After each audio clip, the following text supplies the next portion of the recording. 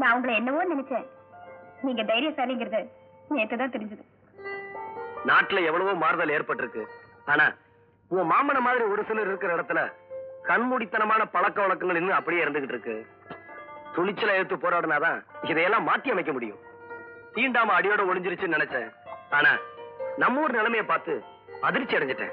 எனக்கு இதை பத்தி எல்லாம் ஒண்ணும் தெரியாது. இத பாரு, கோயில்ல கூட உயர்ந்தவங்க தாழ்ந்தவங்க பாகுபாடு.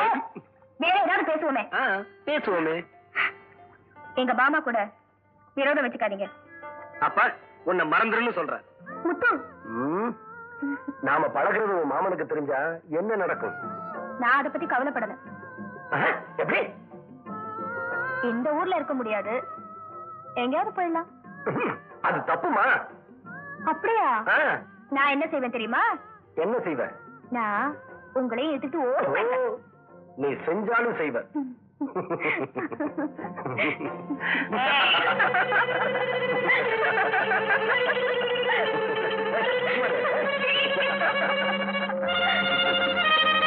என்னமா சொல்ற? அடுத்தவங்களுக்கு சொந்தமான பொருள் மீது ஆசைப்படுறது தப்பு இல்லையா? எனக்கு புரியுது. ஆனா நீ ஏமாந்துட்ட. இது சரியான நானே முத்துவ கேக்குறேன். இல்லண்ணே, அவர் மேல எந்த தப்பும் இல்ல. நானா அப்படி ஒரு ஆசையை வளர்த்துக்கிட்டேன். அதுக்கு நானும் ஒரு காரணம். படிச்சவன் என் தங்கச்சிக்கு புருஷனா வரணும்னு நான் ஆசைப்பட்டேன். அண்ணே, நான் ஒரு முடிவுக்கு வந்துட்டேன். என்னம்மா? முன்ன நீ சொன்ன பட்டணத்து மாப்பிளைய கட்டிக்கிறேன். பூர்ணி. ஆமாண்ணே, நல்ல யோசனை செஞ்சுதான் சொல்றேன்.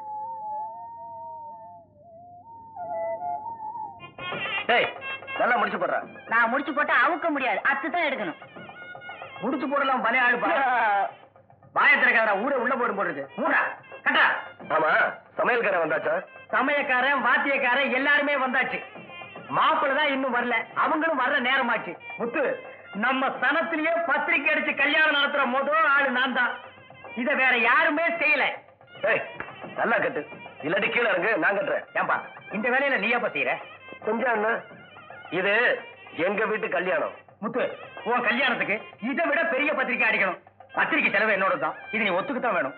அதுக்கு என்ன, செஞ்சுட்டா போச்சு. சொந்தக்காரங்களா வராங்க, நான் போய் கவனிச்சுட்டு வரேன். இங்க பாரு, சொந்தக்காரனா பார்த்து உள்ள அனுப்புப்பா.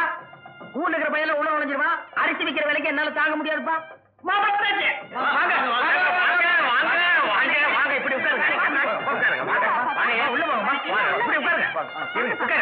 எல்லாரும் பஸ்ல தானே வந்தீங்க? ஆமா.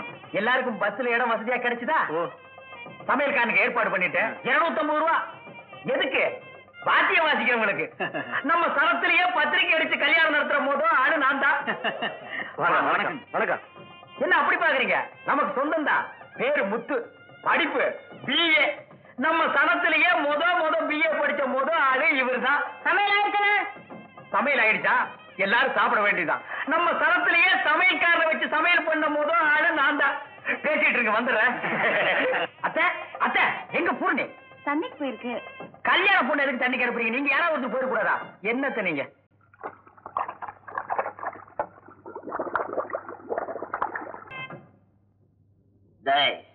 பசிக்குது இல்ல, போய் சாப்பிடு. கோடைய மறந்துட்டேன். எனக்கு தெரியாத. எங்க தண்ணிக்கு போன பொண்ணு என்ன காணோம்?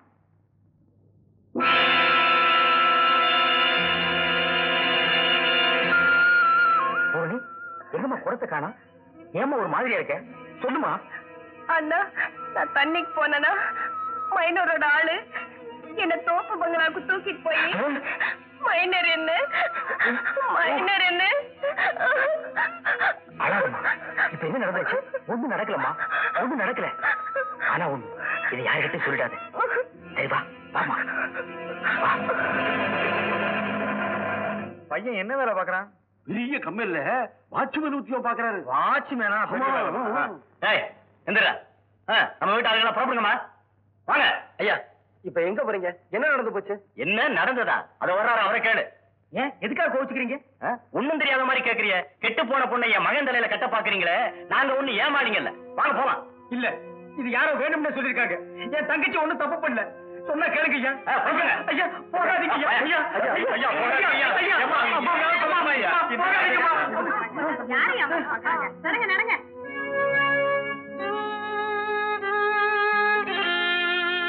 முத்து, முத்து, என் நிலைமைய பாத்தியா? என் தங்கச்சி கல்யாணத்தை கண்ணார பாக்கணும்னு நினைச்சேன். ஆனா இப்போ முத்து.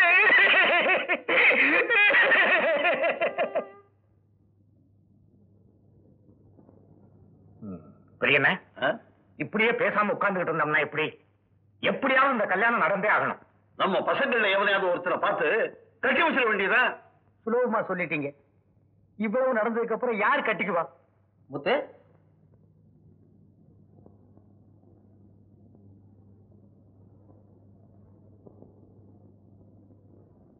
பூரணிய நான் கல்யாணம் பண்ணிக்கிறேன். வேலு, வேலு, நடந்தது எல்லாமே எனக்கு தெரியும். பூரணி மனசார எந்த தப்பும் செய்யல. வேலு, வேலுவே சம்மதிச்சாச்சு. உங்களுக்கு சம்மதம் தானே? அப்புறம் என்ன என்ன ஆக வேண்டியதை கவனிப்போம். ஆமா ஆமா, கவனிக்க வேண்டியதான். என்னடா உங்க மொட்டைத்தனத்தெல்லாம் பூரணி அக்கா கிட்ட காட்டாதீங்க. சின்ன பொண்ணு. சின்ன பிள்ளை, பெரிய பேச்சு எல்லாம் பேசலாம். இவனா சின்ன பையன்?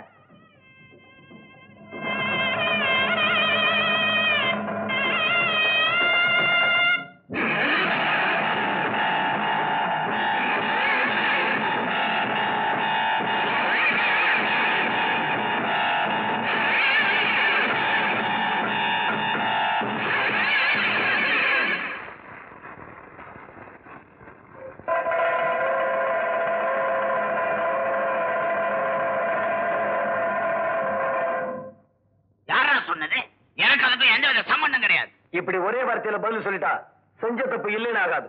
வயசு கோளாறு என்ன தப்பு பண்ணிச்சோம்? ஏதாவது எக்கச்சக்கமா நடந்திருக்கும். வெளியில தெரிஞ்சா வெக்கக்காரு தற்கொலை பண்ணிக்கிட்டா. வீணா பழிய போறது எந்த விதத்துல நியாயம்? இல்ல இல்ல, என் தங்கச்சியே என்கிட்ட சொல்லலாம். தண்ணிக்கு போனவன் உங்க ஆளுங்க தூக்கிட்டு வந்து அவனோட சாவுக்கு நீங்கதான் காரணம். நீ ஆரம்பத்துல இந்த என்கிட்ட மோதிக்கிட்டு இருக்க. யாரோ செஞ்ச தப்புக்கு நீ ஏன் மேல பழிய போடுற? இது நல்லதுக்கு இல்ல. பாதிக்கப்பட்ட நாங்க நியாயம் கேட்கிறோம். அமைதியா பதில் சொல்றதா முறை. பையன் நம்மளை பார்த்து கேள்வி கேட்கிறான். அதுக்கு நாம பதில் சொல்லணுமா? நாங்க மேல்குடி மக்கள். நீ சாதாரண சேரியில பிறந்த பையன். எங்களை எதிர்த்து பேசுற அளவுக்கு உனக்கு துணிச்சல் வந்துருச்சா? என்னது தீண்ட தகாதவங்களா? என் தங்கச்சியை தொடும்போது உனக்கு அந்த நினைப்பு எங்க போச்சு? சும்மா மிரட்டாதீங்க. மாதிரி பொறுமையாரு. ஏய் மைனர, என் உடம்புல ஓடுற ரத்தம் தான் உன் உடம்புல ஓடுது. கை நீட்டியா பேசுற? சும்மாரியா? உன் உடம்புல ஓடுற ரத்தம் சிகப்பு, என் உடம்புல ஓடுற ரத்தம் சிகப்பு.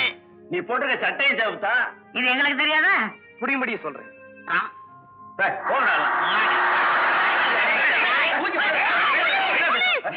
நல்ல நேரத்துல வந்தீங்க பாத்தீங்களா? கூட்டத்தை சேர்த்துக்கிட்டு தகராறு பண்ண வந்திருக்கோம். நீங்க முன்கூட்டியே ரிப்போர்ட் கொடுத்தது நல்லதா போச்சு. நடக்க ஸ்டேஷனுக்கு. சார், நாங்க நியாயம் கேட்க தான் வந்தோம், தகராறு பண்ண வரல. எதுவா இருந்தா ஸ்டேஷன்ல வந்து பேசலாம். வாங்க. போடா முறைக்கணும் முறைக்கணும். போடா பெரிய ஆள். இவங்க மேல நம்ம ஆள்லாம் பார்த்து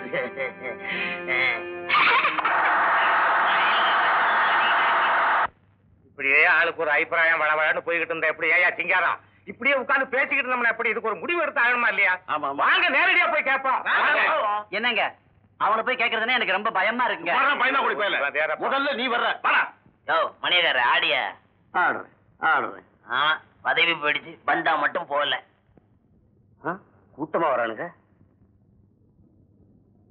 என்னடா கூட்டணியா சேர்ந்து வந்திருக்கீங்க? ஒண்ணும் இல்லைங்க, எங்க ஆட்களை விட்டுட்ட சொல்லிட்டீங்கன்னா. ஆமாங்க. ஓ, நியாயம் கேட்க வந்திருக்கீங்களா? ஐயோ அப்படி இல்லைங்க, தயவு செஞ்சு அவங்கள விட்டு சொல்லிட்டீங்கன்னா. முடியாது, அது மட்டும் முடியாது. முதலாளி, அப்போ மகன் தலைமை தாங்கி வந்தா, இப்ப நீ தலைமை தாங்கி வரியா? எங்க முன்னாடி நிமிந்து நிக்க மாட்டீங்க. இப்ப கை நீட்டி பேசுற அளவுக்கு தைரியம் வந்துருச்சு. வெளியே போங்கடா கூலிக்கார நாய்களா. நாங்க நாய்தான். ஆனா முதலாளிகள் எல்லாம் கொஞ்சம் பெருந்தன்மையா நடந்துக்கிட்டா நல்லா இருக்கும். இல்லன்னா நடக்கிறதே வேற. வாங்கப்பா போலாம். ஆமையா ஊமையா அடங்கி கிடந்த பசங்க இப்ப கேள்வி கேட்க ஆரம்பிச்சாங்க. இப்படியே வளர விடக் கூடாது. மைனர்,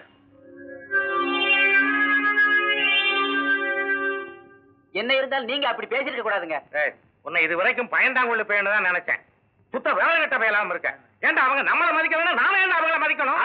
தகராறுக்கு வந்துட்டாங்கன்னா வரட்டுமே. என்னைக்கு இருந்தாலும் சாக போறவங்க தானடா நாம. என்ன இருந்தாலும் சரி, அந்த உயிர் இப்பவே போட்டு வர வேண்டியதா?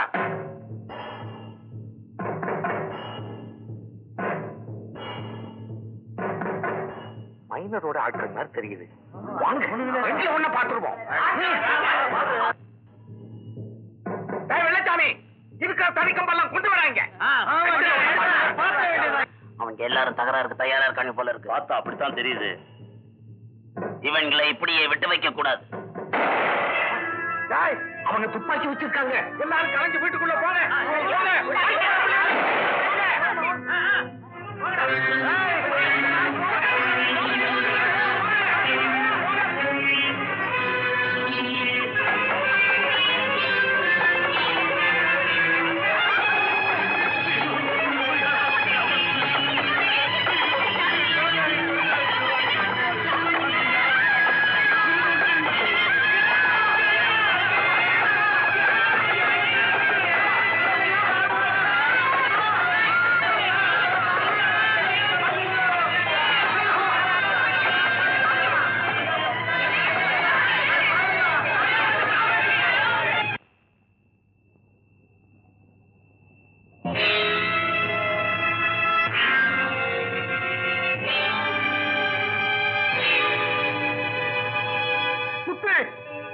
நம்ம ஆளுக்கு அவங்கிட்ட நியாயம் கேட்க போனாங்க.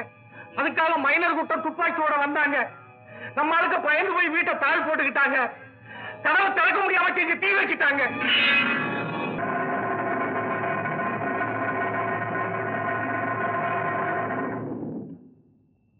கருத்து வேறுபாடுகளால் உருவாகும் பிரச்சனைகளை தீர்க்க வன்முறைதான் வழியா? அதுதான் அவங்களுக்கு நல்லதுன்னு படுது.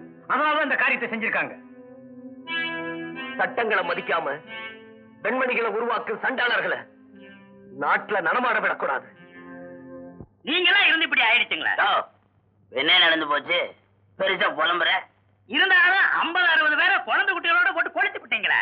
அவங்க செஞ்ச கொழுப்புக்கு கொளுத்துறது சரிதான். சரின்னு நீங்க சொல்லிடலாம். ஆனா சட்டம் நம்மள சும்மா விடுமா? ஏயா சட்டத்தை பத்தி நீ எங்ககிட்டே பேசுறிய? வாரண்ட பார்த்தே பயப்படாத ஆளுங்க நாங்க. எப்படி போனா உள்ள மாட்டிக்குவோம், எப்படி போனா வெளியே தப்பிச்சுக்குவோன்னு எங்களுக்கு தெரியாத? நீங்க தப்பிச்சுக்கலாம்.